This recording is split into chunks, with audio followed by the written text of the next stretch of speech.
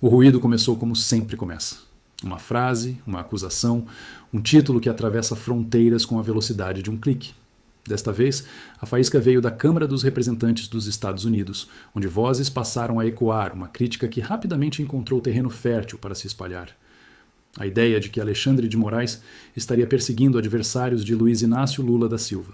Uma narrativa que, por si só, já carrega peso suficiente para incendiar debates, mas que, quando atravessa o cenário internacional, ganha novas camadas, novos interesses e, claro, novas ironias.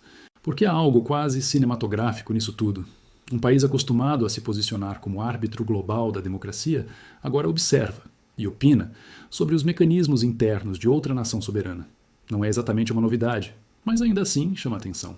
Afinal, quando o assunto é interferência, vigilância ou liberdade de expressão, o histórico de quem aponta o dedo costuma ser, digamos, complexo. E é justamente aí que a ironia começa a ganhar forma.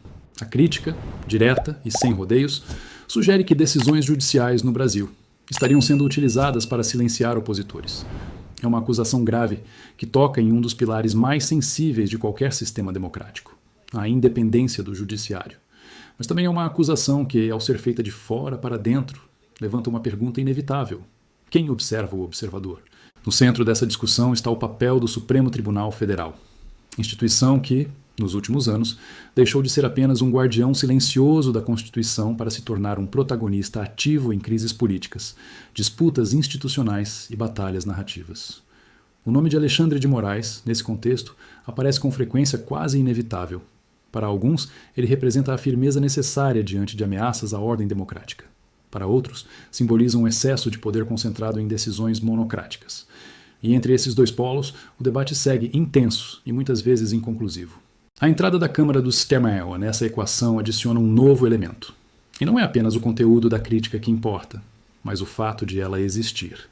Quando uma instituição estrangeira se posiciona sobre decisões internas de outro país, isso não ocorre no vazio. Há implicações diplomáticas, há leituras estratégicas e, claro, há repercussões políticas. Porque, no fim das contas, nenhuma declaração desse tipo é neutra. E é aqui que a ironia se torna quase inevitável. O mesmo sistema político que enfrenta suas próprias tensões internas, polarização, disputas judiciais, questionamentos sobre liberdade de expressão, agora se apresenta como observador crítico de outro cenário igualmente complexo. É como assistir a dois espelhos frente a frente, refletindo não apenas o que está diante deles, mas também suas próprias distorções. No Brasil, a reação não demora. De um lado, há quem veja na declaração americana uma validação de críticas já existentes, uma espécie de reconhecimento externo de preocupações internas. De outro, há quem interprete o movimento como uma tentativa de interferência, uma leitura enviesada de um contexto que exige compreensão mais profunda. E entre essas interpretações, o debate se intensifica, alimentado por redes sociais, análises políticas e, claro, por interesses que nem sempre são explícitos. A questão central, no entanto, permanece. Até que ponto decisões judiciais podem ser interpretadas como instrumentos políticos? E, talvez mais importante, quem tem legitimidade para fazer essa interpretação? Não há resposta simples, e qualquer tentativa de simplificação tende a ignorar a complexidade do cenário. Porque o que está em jogo não é apenas uma decisão específica, mas a forma como instituições funcionam, interagem e são percebidas. Enquanto isso, o ambiente digital amplifica tudo. Frases são recortadas, contextos são reduzidos e narrativas são moldadas para caber em poucos caracteres. A complexidade dá lugar à polarização e o debate se transforma em disputa. Nesse espaço, nuances se perdem e o que resta são posições rígidas, muitas vezes incompatíveis entre si. É o terreno perfeito para que acusações como essa ganhem força, independentemente de sua profundidade ou precisão. Mas há também um aspecto estratégico que não pode ser ignorado.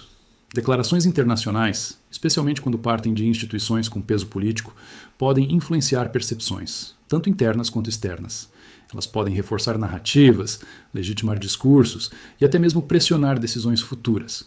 E é justamente por isso que não devem ser analisadas apenas pelo que dizem, mas pelo contexto em que surgem e pelos efeitos que podem gerar. No meio de tudo isso, o cidadão comum se vê diante de um cenário cada vez mais difícil de interpretar. Entre acusações, defesas, análises e contra-análises, encontrar um ponto de equilíbrio exige mais do que informação, exige reflexão. Porque, no fim, o que está em jogo é a confiança nas instituições, e essa confiança não se constrói apenas com discursos, mas com consistência, transparência e resultados. A ironia, no entanto, continua presente, quase como um pano de fundo constante. Um país observando o outro, ambos lidando com suas próprias tensões, ambos tentando definir limites entre liberdade e controle, entre justiça e poder. É um jogo de percepções onde cada movimento é interpretado de múltiplas formas e onde a verdade, muitas vezes, se perde entre versões conflitantes. E talvez seja justamente essa a maior complexidade do momento.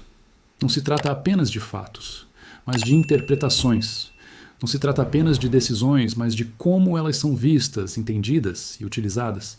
E nesse cenário, a linha entre análise e narrativa se torna cada vez mais tênue.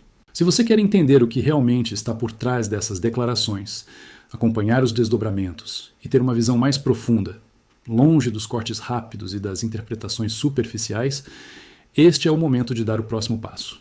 Inscreva-se no canal, ative o sininho e acompanhe análises diretas, intensas e sem rodeios. Porque, enquanto muitos discutem versões, o que realmente importa está acontecendo agora. E você não pode ficar de fora.